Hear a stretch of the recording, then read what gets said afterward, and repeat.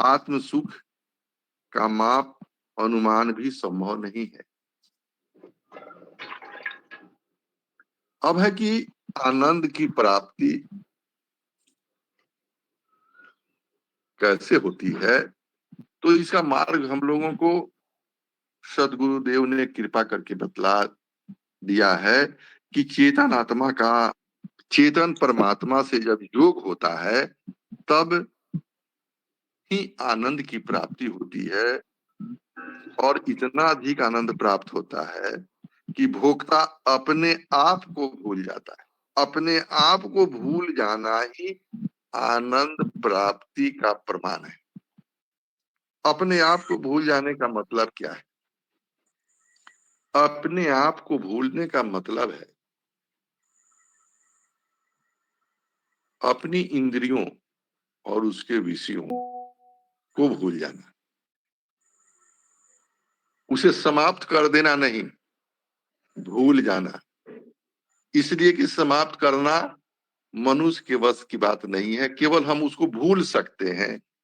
और जब हम इन इंद्रियों और उनके विषयों को भूल जाते हैं तब हमें आनंद की प्राप्ति क्यों होती है? इसलिए कि तब आत्मा का परमात्मा से संयोग होने लगता है।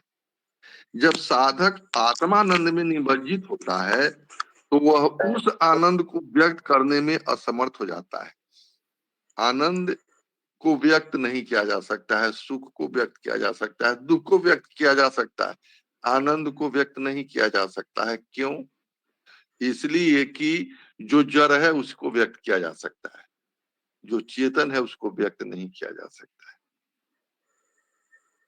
और आत्मा क्यों नहीं व्यक्त करती है? उसको, आत्मा को वाणी नहीं है, और जिसको वाणी है उसको आत्मा नहीं।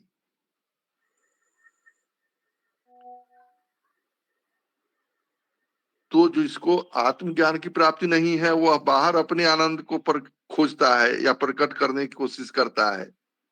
और वाणी बाह्य जगत में कार्य करती है, बाहर वाणी काम करती है, वह अंतर में काम नहीं कर सकती है।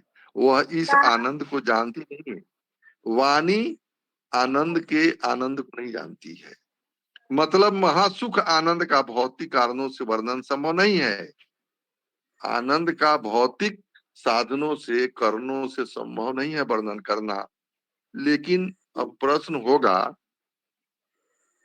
कि इस आनंद को छोड़कर मनुष्य सांसारिक तथा नश्वर सुख के पीछे क्यों भागता है? इसका कारण है कामना और वासना। कामना क्या है? जो काम न आवे लेकिन भरम आवे, वही कामना है। वासना क्या है? जो वशवर्ती बना ले। इन दोनों के प्रवृत्ति और प्रकृति को देखकर ही भर्तृहरि ने अपने वैराग्य शतक में कहा है, एक चित्रण किया है एक कुत्ते का, कि कामना कितना प्रबल है कि एक बूढ़ा अंधा लंगड़ा कुत्ता भी उसे मुक्त नहीं होता है। अबल अंध श्रुति पुक्ष पैर से हीन स्वान जिमी, बहत घाव से पीव देह में बिल बिलाए कृमि, वृद्ध भूख से व्यथित गले में हंडी का घेरा, अहो विषय प्रचंड दंडता हूं पर फेरा। ऐसो दुखिया स्वान जो कुतिया पीछे दौड़त फिरत, यह मरे हुए घटधारी को काम पुनः मारत गिरत। तो इसका मतलब है कि तृष्णा, कामना और वासना का रूप, स्वरूप तथा कुप्रभाव क्या है, इसका ही इसमें वर्णन है। एक कुत्ता जिसके कान कटे हुए, पूंछ कटी हुई है, एक पैर टूटा हुआ है, साथ ही बहुत कमजोर भी है और अंधा भी है, उसके पूरे शरीर में घाव तथा मवाद भरे हुए हैं। घाव में कीड़े बिलबिला रहे हैं, लेकिन तृष्णा तथा कामना फिर भी उसे त्रसित तथा उद्वेलित कर रही। वह किसी के घर में घुस जाता है और भोजन की तलाश में हांडी में मुंह डाल देता है। तभी घर वाला कुत्ता को देख लेता है और भगाने के लिए डंडा चला देता है।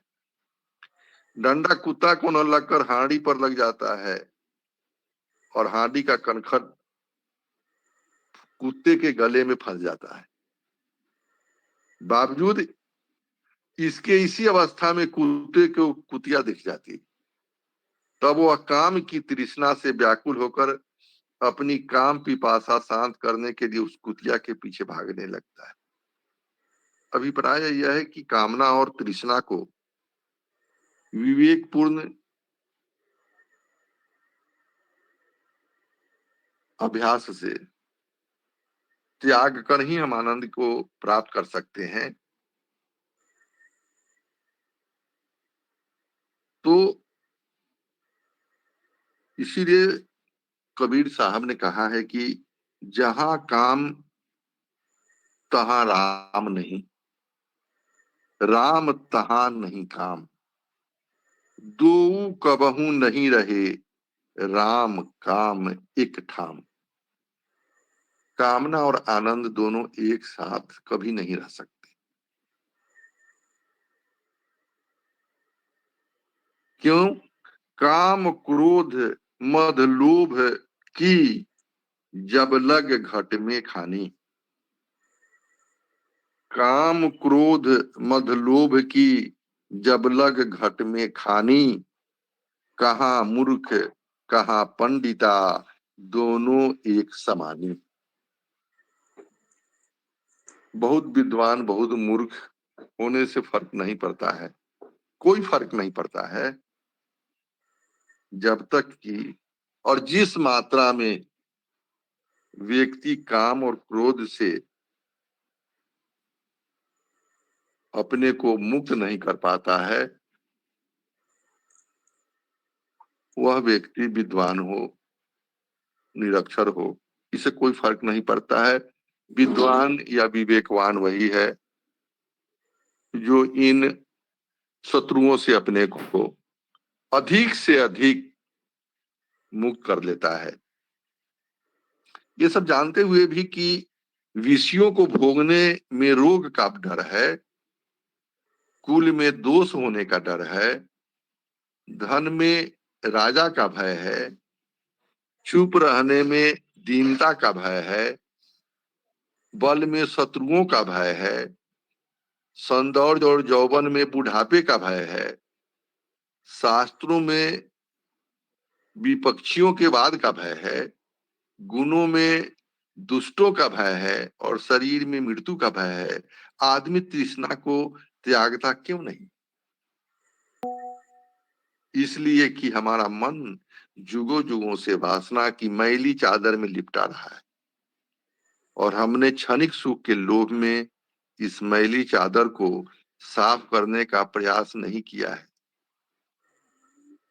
अनेक जन्मों में देखा है कि कुटुंब परिवार के एक एक लोग मरते और बिछुड़ते गए हैं, फिर भी अमर होने का भ्रम में डूबे हुए हैं। और तो और रोज तृष्णा की तिजोरी भरते जा रहे हैं, फिर भी वह खाली का खाली है, तभी आंखें नहीं खुल रही। कबीर साहब तभी तो कहते हैं, बारी बारी आपनी चले पियारे मीत, बारी बारी आपनी चले पियारे मीत, तेरी बारी जीवरा नीरे आवे नित। हम लोग जो इस मोह पास में जकड़े हुए हैं कि और लोग मर रहे हैं, हमको मरना है लेकिन अभी थोड़े मरना है, यह भ्रम है।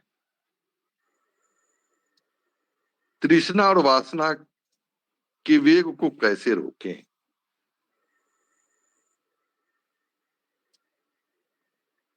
इसको रोकने का साधन है सदगुरु का ज्ञान, जो हमने शुरू में आप लोगों से निवेदित किया है। आत्म सदगुरु का ज्ञान, आत्म संयम और आत्म